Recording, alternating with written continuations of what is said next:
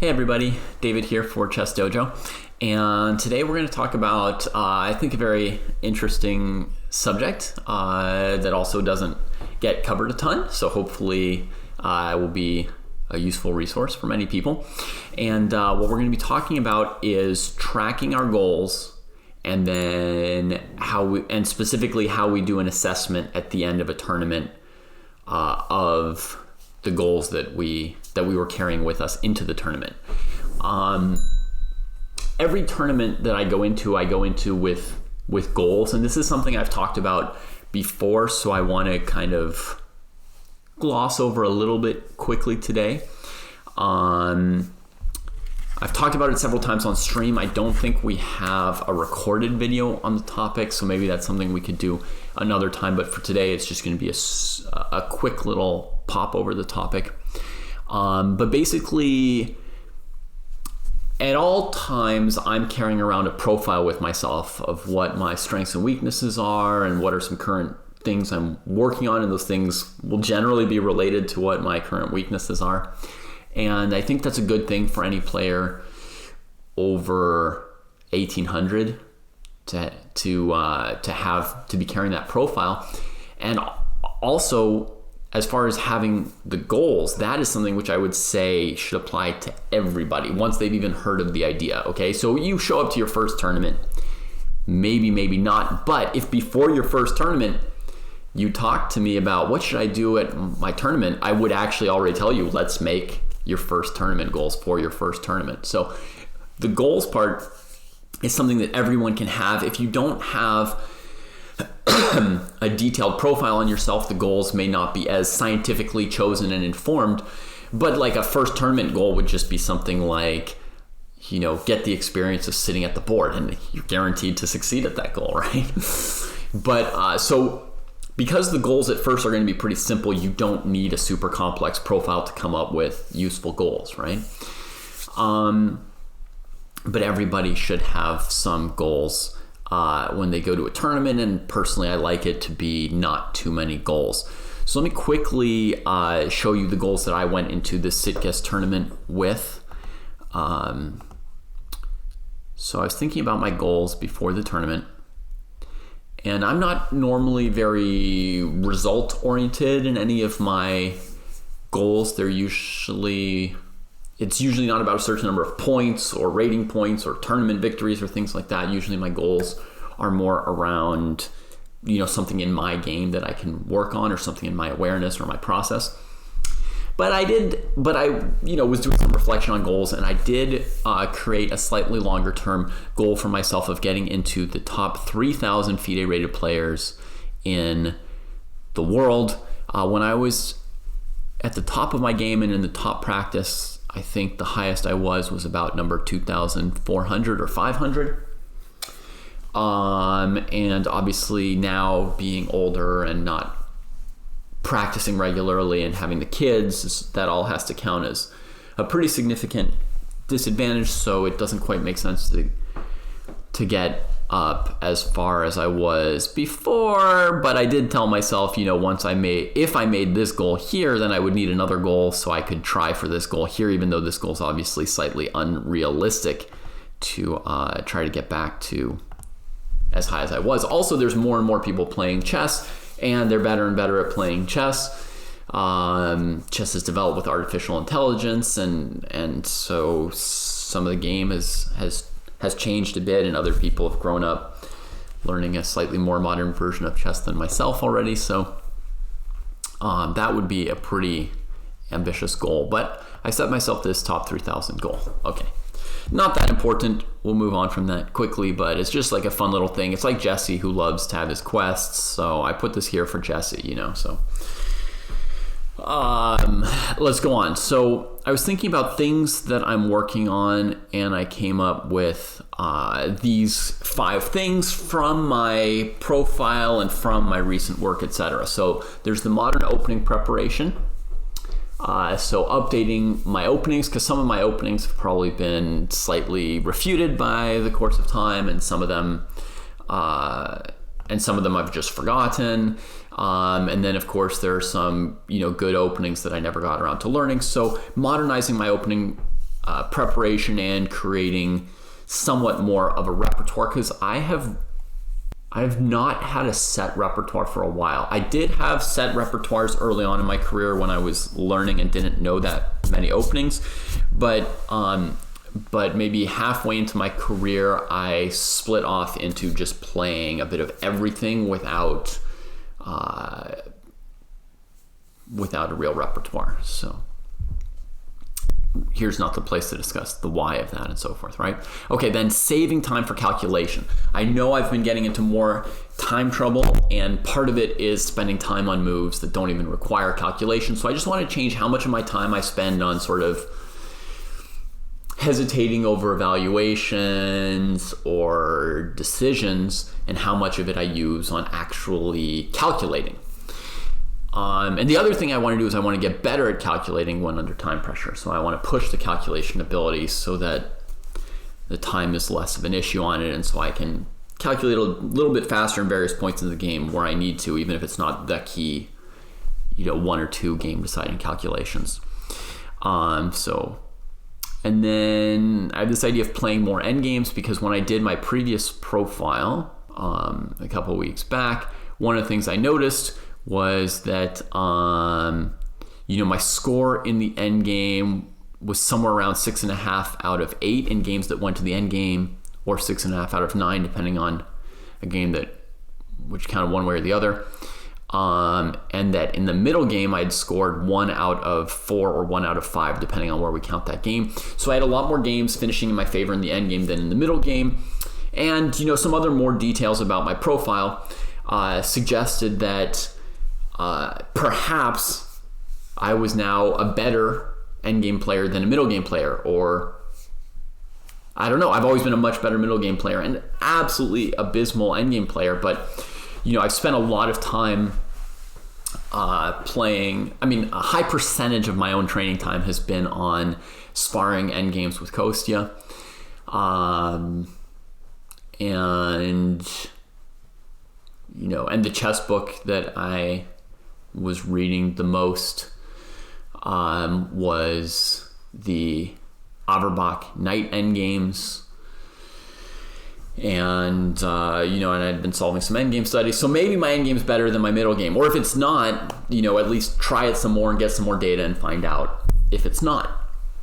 So the idea was to lean a little bit towards that strength, right? In the old days, I tried to lean towards my strengths by getting people out of opening preparation by playing unusual openings to get positions where we'd be on our own, because I thought I could play better than them in the opening, and also to try and generate complicated middle games, because I didn't always play to my strengths. Sometimes I investigated other things, but in general, like if I was really trying to win a game, it would be to go for an unusual opening and a complicated middle game. Those were sort of, in general, areas where I would tend to outplay.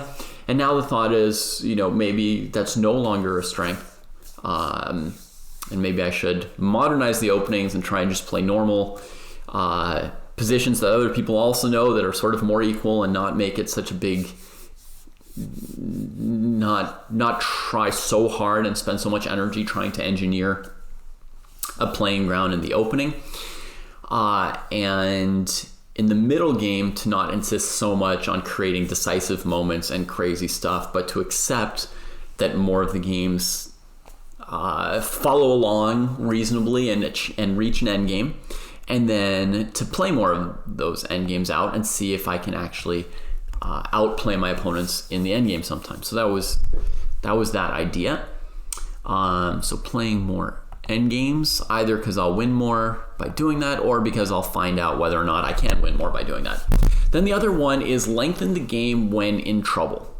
Be willing to defend worse or even pawn down endgames rather than going all in too much. I have long had a habit of basically sort of sending Hail Marys, or forcing my opponent to find 1 or 2 difficult moves in the endgame rather than accepting a bad position that's eventually lost in the endgame. So you could play an endgame down in exchange. Eventually against an international master or grandmaster, you're going to lose. You could play an endgame down a pawn, but you sort of know that it's a lost endgame. and you expect that no matter what, you'll eventually lose against an IM or a GM, or that's what you tell yourself in those positions. That's what I've always told myself in those positions. But I think it was also because I was afraid of endgames and I just hadn't played enough and I hadn't had enough experience of saving those endgames. You know, I'm sure that those endgames, which I've always sort of, my perspective when I'm looking at the position in the game is that's just lost. But probably those are positions which in practice, you know, people escape somewhere between 10 and 30% of the time, just because their opponent makes an inaccuracy. Because they're not endgames where you're down a rook, right? They're endgames where the opponent has to play the correct move, and the correct move is never so difficult to find, but they have to play like 40 of them, right? So my idea on the adjustment is to now play more often into those lost or almost lost endgames, and maybe I'll be able to occasionally save them. You know, when you just force your opponent to find one really hard move, you know, is that really harder than finding 50 easy moves? That's what I want to find out a little bit, but I think not. I think most people are going to have a better skill set for like, okay, I have to solve this one problem. It's really hard. Let me stop and calculate for 10 or 15 minutes. Okay, there's the solution, and then they play it, than to play for 3 or 4 hours and play a bunch of moves, which all seem not that hard and simple, but all you have to do is slip up once and the win can slip away quite easily. So those are the things I'm working on, but then for a tournament, I always like to, you know, focus a little bit and only have 1 or 2 things that I'm working on. So I tried to narrow it down and think about what do I really want to work on. And what I decided I wanted to work on was saving time on the long hesitating decisions. There's only so much you can do to like work on your calculation ability during a tournament, right? I mean, obviously when you're calculating during a tournament, you're always trying to calculate well. But the pushing my calculation ability is more something for me to do right now between tournaments, by doing more and more timed calculation exercises. And, you know, a week before the tournament, it's too long to launch into any really serious training. So save time on long hesitating decisions is something you can definitely try and make progress on. That's definitely an over-the-board mental process kind of thing.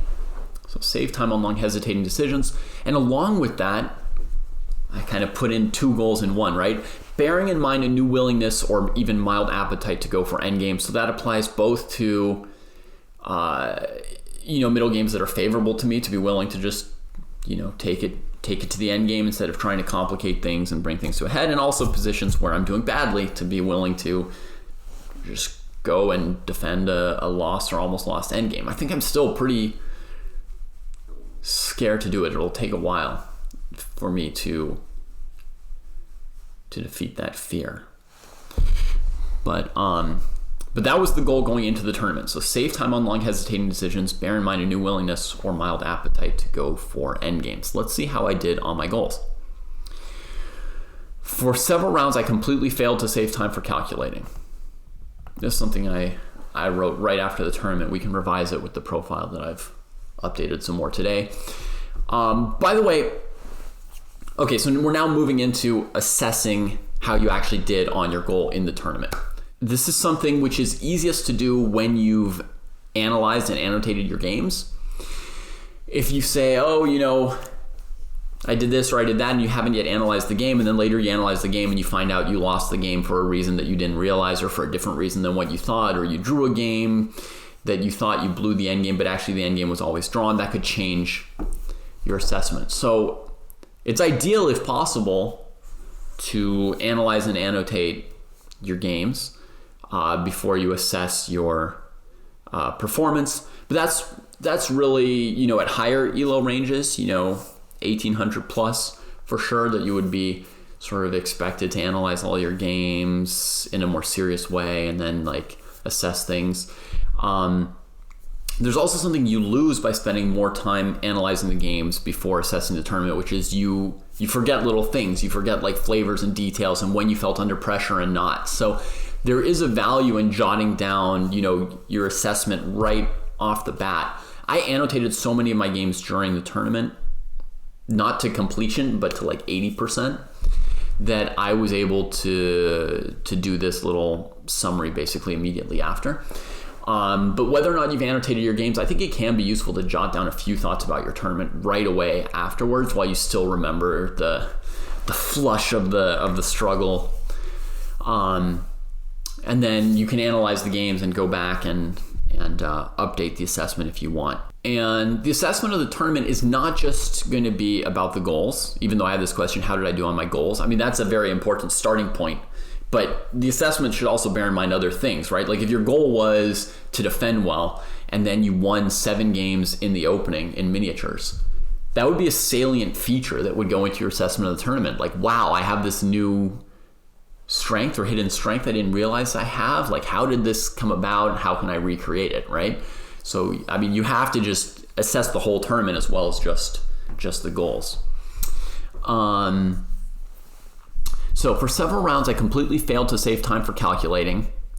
Yeah, this thing, I think I even noticed there was a rest day between round 5 and round 6. And I thought to myself, I looked back on my goal and was like, dude, you've been in time pressure like 4 out of 5 games or something like that, right? And the goal was to save time for calculation.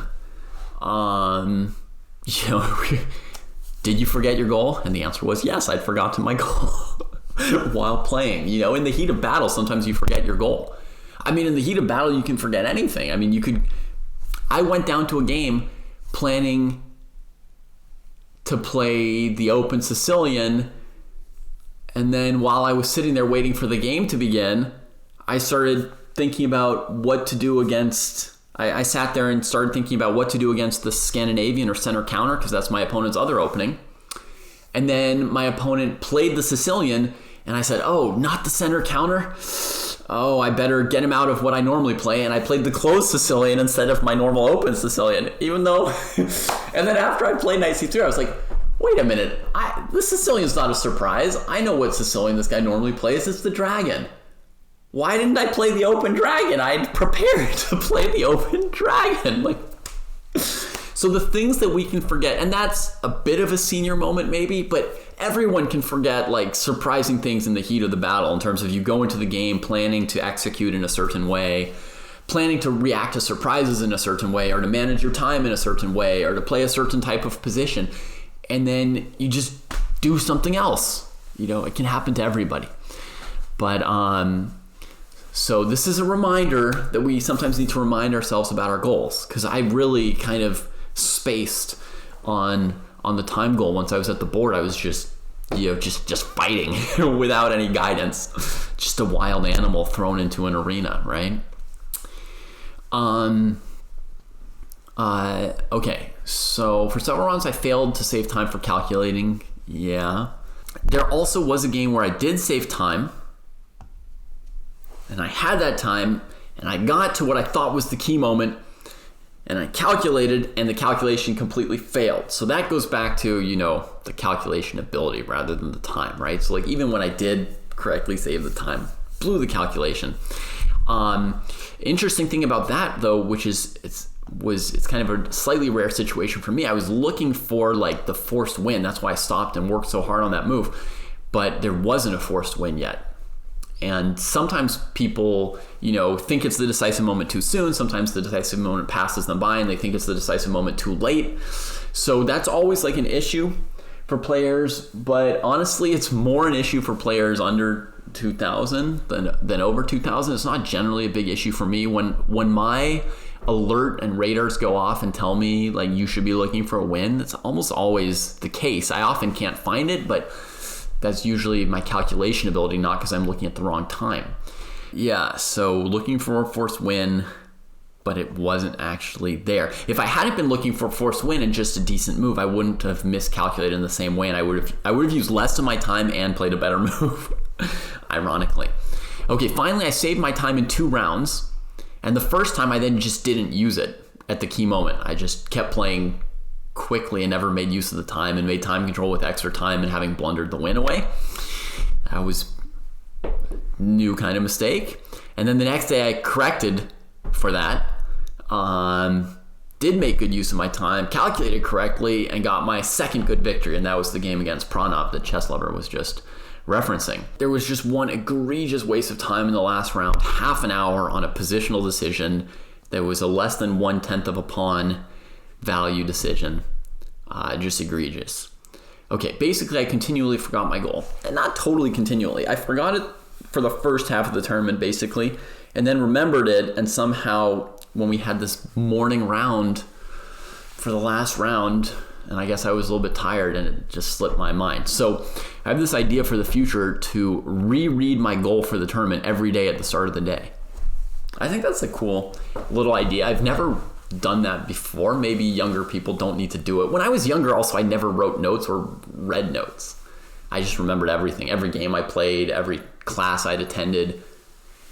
Teachers would ask me to write notes because they said it's a useful skill just to be able to learn how to write notes. And I said, why would that ever be useful when I remember every single thing I've ever heard in my entire life? That was like me at 14, Now I take a lot of notes in meetings. Luckily, it wasn't too hard to learn how to take notes. So it wasn't like a big deal to have missed out on the skill. But man, it was different when you just remembered everything. But I think now rereading my goal is going to be good. And I think even for people with maybe still younger or better memories than myself, it's probably not a bad thing to refocus yourself on what you're trying to do every so often, right? So I think, having like your tournament goal and then rereading it. Like some people have an inspirational mantra or something that they come back to. And maybe just for me and for many of you, it might be useful to just come back to our goal, right? Like what are we here at this tournament doing? Willingness to go into end games, right? Saving time on hesitations. Let's look also at this question. Well, before we look at this next question, let me give you a quick overview of the tournament because I know there are some people who also just wanted to know how I did at the tournament. Overall, I had 4 wins and 2 losses and 4 draws, so a +2 result. I played 4 lower rated players, but they were all pretty close to me in strength. Like 3 of them were 2100-ish. But, they're at least 2200 strength. And, one of them is at least 2300 strength, and I'm only 2300 strength. So, I played 4 lower rated players, but they weren't much weaker than myself, and I managed 3.5 out of 4 against them, which was fairly lucky, honestly. I could have even lost 2 of the games I won. One of the games I played great and won. One of them I played with a lot of respect for the opponent, and we had a draw. So that was the 4 lower rated games. Then I played 6 higher rated opponents. I played 4 grandmasters, and against the 4 grandmasters, I had a win and 3 draws. And other than choosing a really bad opening against one grandmaster and coming out of the opening losing, I held my own against them perfectly well. I didn't get outplayed at any point. The game where I came out of the opening losing, I outplayed my opponent and was winning, and only drew the game by playing badly. So I did very well there, but I had 2 games against IMs who were rated just like 2499 and 2497 or whatever. I mean, very, very high rated, strong IMs. With rating deflation, maybe they would have been GMs before. And those 2 IMs, they just completely outplayed me. I played well in those games, better than in the games against the 2100s that I won. And they just played so well. One of them, I shot myself in the foot by wasting my time. I think I could have, he's better than me, but I could have held my own probably with more time on the clock because I had white and I had a fine position. So he was better than me, but I feel like if I hadn't done the blunder of using up my time more than the blunder of, any mistakes I made later, I think that one I could have kept up with. And then one of them was just too good, the 12-year-old from Turkey. He's just like above my level right now. Not that, if I played 10 games against him, I could never, ever, ever score anywhere, but I wouldn't score a lot. He was really, really strong. So that was sort of the overall tenor of the tournament. The games I lost were in rounds 5 and 10, but I didn't particularly feel like fatigue was a big factor in either of them. It wasn't like, oh, you play 5 games in a row and the 5th day you're so tired. It's just, it happens to be when I faced really strong opponents who played well, and yeah, think it's just a little bit random where the losses fell. And what else can I say about the overall feeling of the tournament? I gained 15 rating points. My performance rating, the official calculation is brought down by beating a low-rated player in the first round. So I don't know exactly what it was, but I think it was like 24, 40, or 50 FIDE, which is, well above my current goals, more than 100 points above my rating and about 100 points above the goal for where I want my rating to be. So overall, it was like a super, super high performance for me in my current form or state, and mostly encouraging. So let's also try and find my strengths as well when we assess this tournament. Let's remember to do that. Chess players have different tendencies to focus on their strengths or their weaknesses, or what went well or what went badly, or woe is me, or I'm so lucky or I'm so unlucky, or whatever. But I think a lot of us probably fall into a similar category as me, where you're trying to figure out what mistakes you made and then what is the weakness associated with those mistakes. And so you're more focused on the problem or the bad, and you may forget to take into account what your strengths are. But I need to figure out if, endgames are an emerging strength, or if I have any other strengths, because, somehow I managed to play 4 games in a row against grandmasters over 2,500 without losing one, right? So there must be some kind of strength. Even, I look at myself, I'm like, oh, I feel so old and feeble. I don't remember my openings. It's easy to feel bad, but you have to look at that and have some objectivity and say, there's got to be something like good going on. There has to be some kind of strength somewhere in that when you get that many games in a row, right? So we have to also assess that in our work here. Okay, so next let me look at this willingness, the second goal, and then we'll see if we can find a strength. We'll assess whether or not I was strong in the endgame or not. So save time on long hesitating decisions. Okay, we've assessed that kind of as it went so.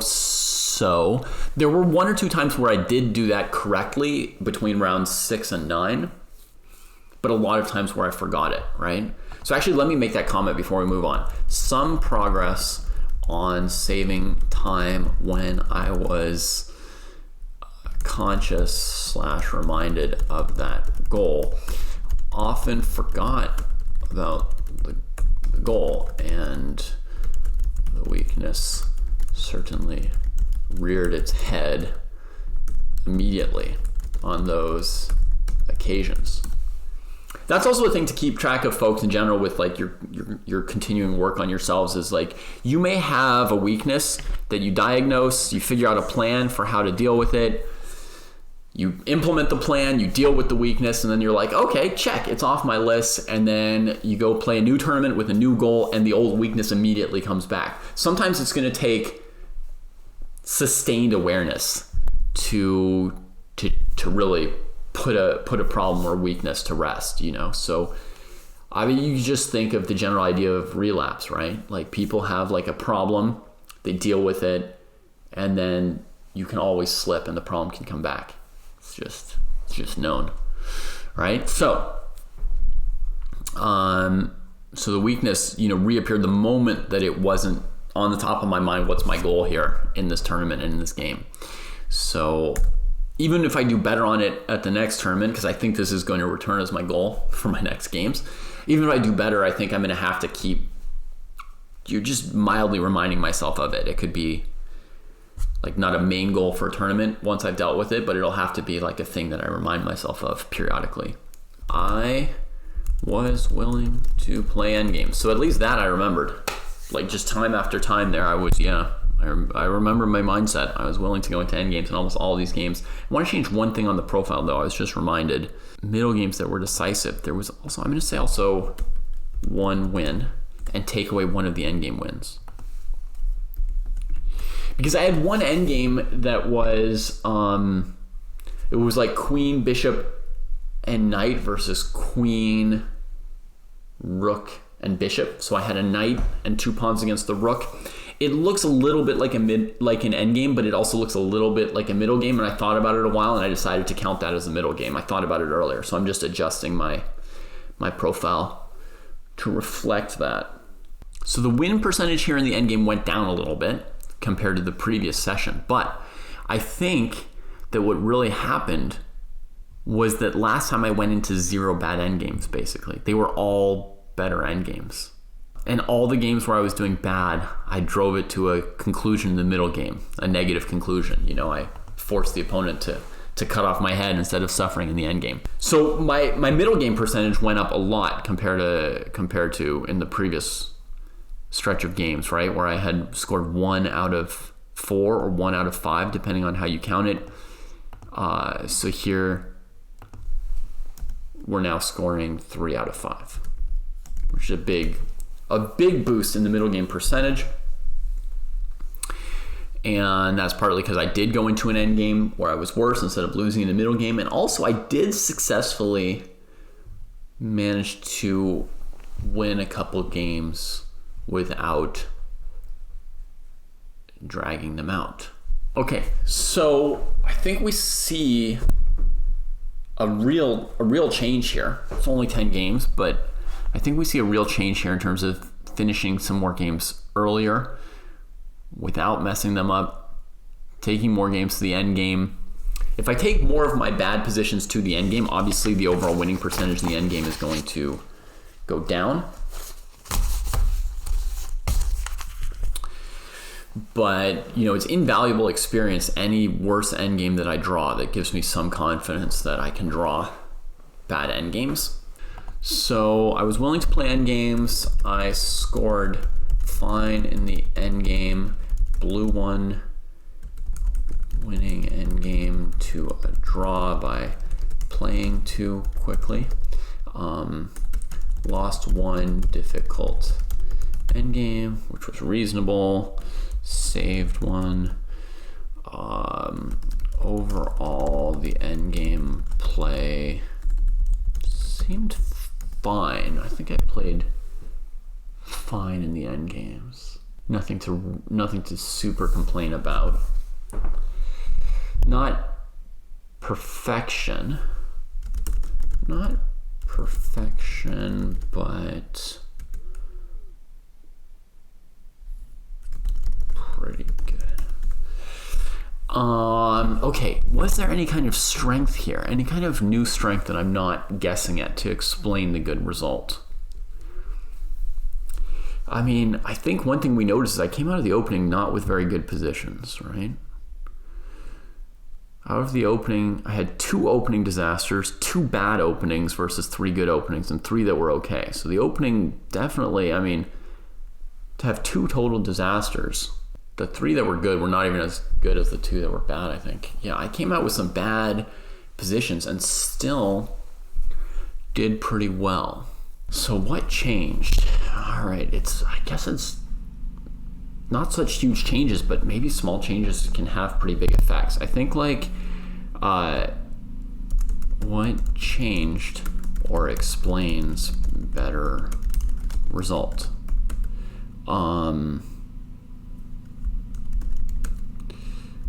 More serious, more focused, more energy, I think is one. It's been a long time since I played a tournament where I wasn't. Yeah, I mean, it was one game a day, maybe, part of that? I don't know, I had more energy. I was exercising every day. I was like in charge of my schedule and my time.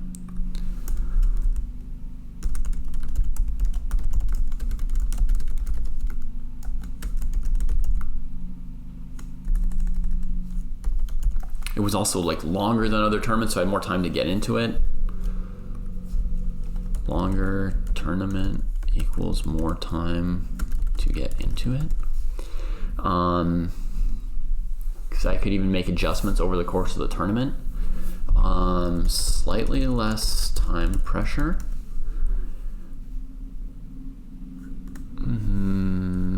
Slightly fewer middle game mistakes. Yeah, I think it's just like little bits of each of those things coming together, right? A little bit more focus, a little bit more energy, a little less time pressure, a couple less mistakes. Can my attitude get better in any way in terms of taking my opponents seriously and just working things out one step at a time? You know what? Maybe my attitude or play is better against stronger players. It's an interesting theory to to investigate. And here would be the idea. You know, even this game, I did come out, as I said, luckily with 3.5 out of 4 against the lower rated players, but I could have lost 2 of those games.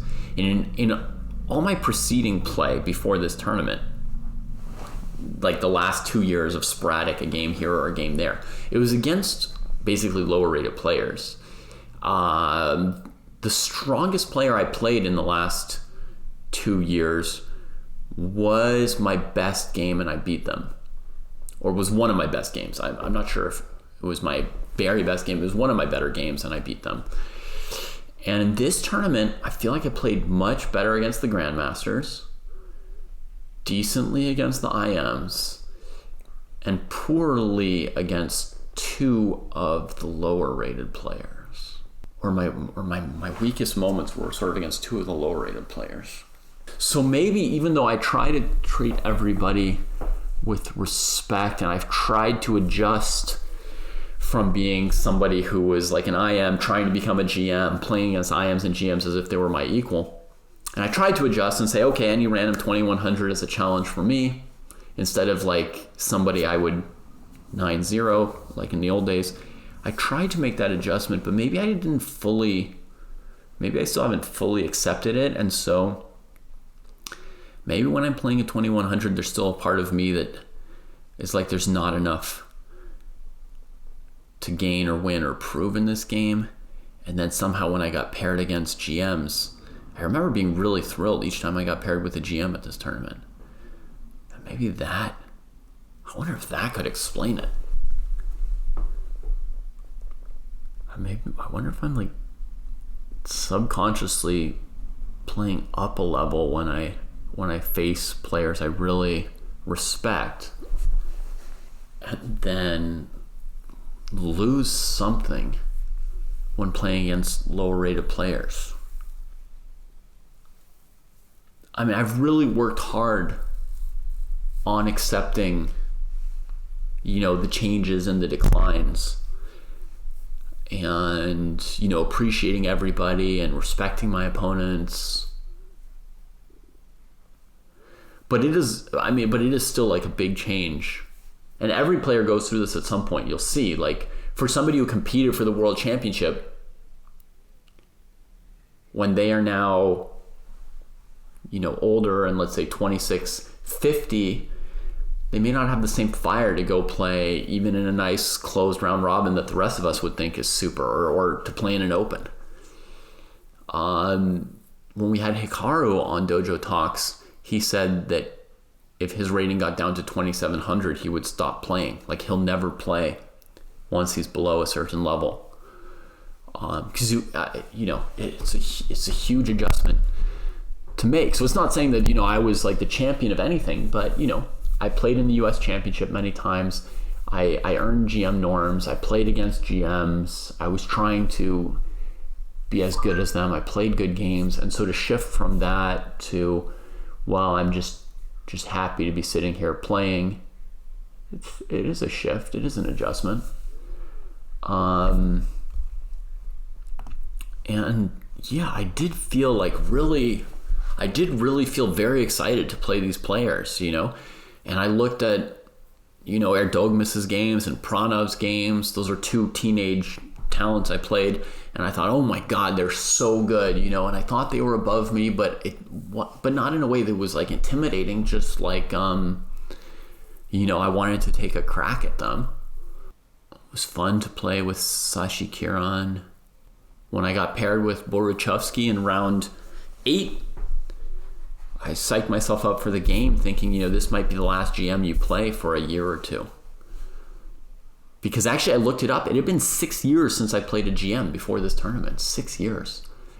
You know, so chances are this would be the last GM I would play for years. And, you know, if I lost that game in round 8, I probably wouldn't get paired up against a GM anymore. So that's why I sort of had that thought before that game. Like, this could be the last game you play against a GM for a long time. And thank goodness I got to play one more GM in round 9, because that was my best game of the event. I want to show you guys it again. I like it so much, even though there's already a YouTube video recorded about it.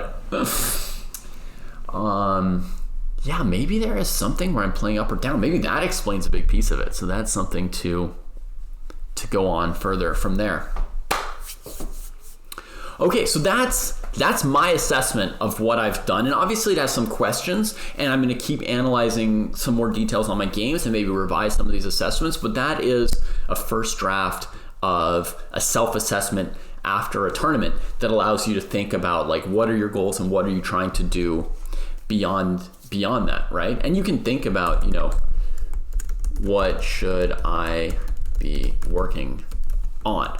So first of all the same stuff, there's nothing that's gone, right? So that just refers to this stuff up here. You know, my opening repertoire, saving time, pushing the calculation ability. Yeah, let's continue to play some more end games. I feel like that's giving me a better attitude in the middle game, being more willing to play the end games, honestly. And the end game percentage score was still fine. But what could be some other stuff? Finding better tournament situations. So basically picking my spots to play. I've been kind of like willing to take any dregs or any chance, but you know, maybe I really should try to play under nice conditions where I can really get into it. And then continuing to work on appreciating the games with lower rated players. So, I mean, it's something that I thought I was doing well, and I certainly did enjoy the 2 games in the French league against the other 2100s, which were also 1 game a day. Let's put this as maybe an issue here, 1 game a day. Like, maybe I need to try to find 1 game a day tournaments. Maybe I enjoy that a lot more now compared to 2 games a day. I don't even know if 1 game a day exists when I go back to the US. Yeah, but as I said, I've spent a lot of work on appreciating these games, and I have really enjoyed a lot of them. And, you know, I have this overall goal of just playing a great game that's with me at every tournament. I no longer I didn't write it down in my list of goals because it's just with me all the time. Like, just try to play 1 more nice game in your life. But maybe there's still some more work to be done on just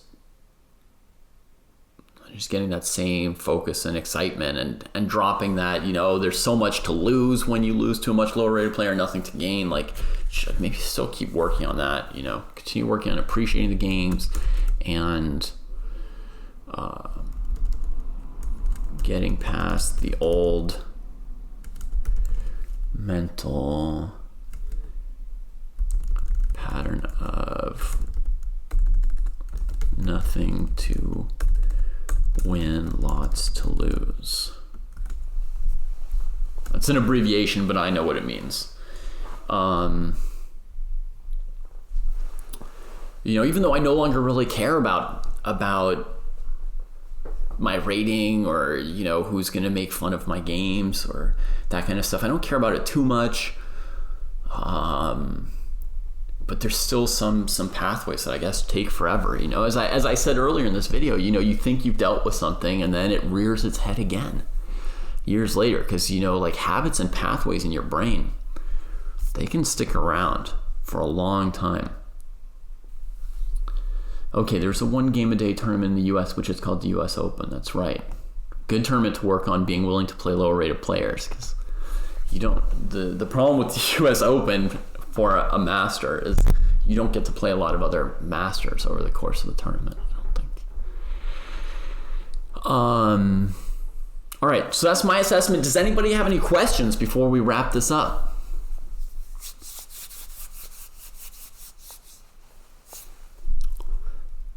On how to evaluate how you're doing on your own goals, whether you need to change any of those goals, what did or didn't work in a tournament.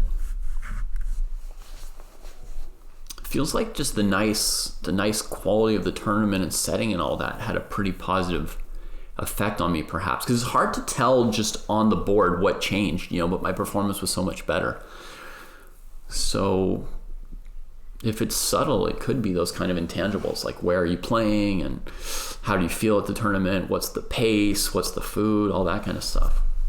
Okay, yeah. So a question about like what are kind of appropriate goals for someone else in their 40s going back into tournaments and playing against tons of kids. And actually not just wanting to play and have fun, but also wanting to make progress on your own chess in those tournaments. I mean, the first thing is you simply need to play, right? It's kind of like, somebody who's never played in a tournament. Once it's been 8 years without a tournament, you almost want to look at it as like, what advice would you give to somebody who's never played in tournaments? And your first advice would be, stop preparing and just go play a tournament, right? So the first thought is kind of like, you just have to get in there and do it. And from actually playing a tournament, that'll give you some idea of what your approach should be in your future tournaments and what your goals should be and what it's going to be like. You really don't know until you go back. I found a lot of things really different at this tournament, like for example, there can be people rated 1500 FIDE who are actually over 2000 strength. There are now people who are like 600, 800 points underrated.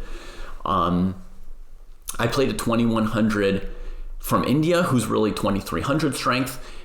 He had just played a tournament in India against a bunch of 1500s and lost, 100 rating points recently, or 120 rating points. But then when he goes and plays against not 1500 rated Indian kids, he gains the points back.